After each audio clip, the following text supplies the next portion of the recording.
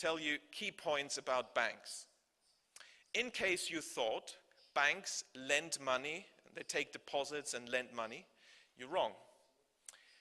Banking was developed, modern banking was developed in the United Kingdom in the 17th century, and the legal facts are very clear, but not very well known.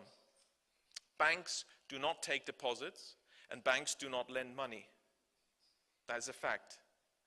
So how's that possible? How is that possible? Well, legally, they do not take deposits. They borrow from the public, because your money at the bank is not on deposit, it's not held in custody, it's not a bailment. What is it legally? You have lent money to the bank. So the expressions in banking are designed to mislead what's really happening.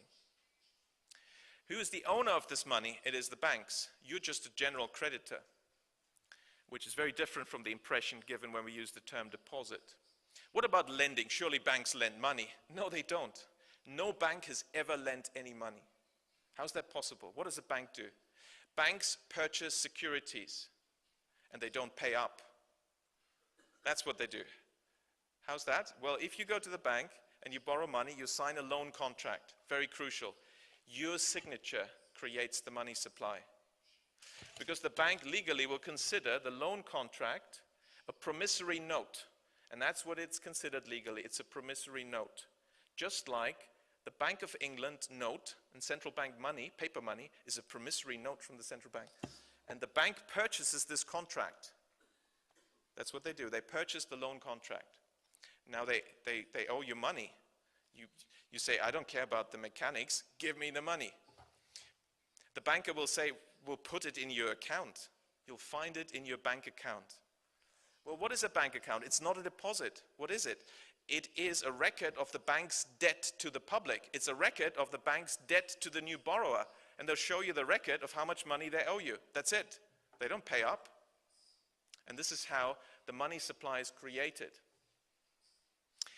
So let's, if you press in sequence. So step one, the bank, you go to the bank and you sign the loan contract, say £1,000, or let's call it $1 billion. This will be recorded on the bank balance sheet as an increase in bank assets.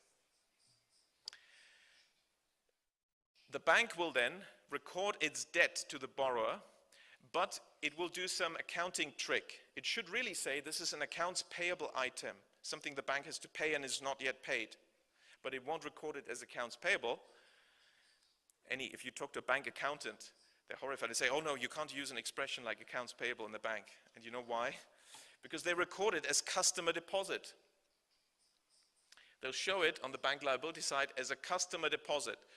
But nobody's deposited it. The customer hasn't deposited it for sure. The customer is borrowing it. The bank hasn't deposited it either. It is added to the money supply, and this is how 97% of the money supply is created out of nothing on the basis of the signature and, of course, the credit of the borrower. That is money creation, okay? So no money is transferred from anywhere else to the borrower's account.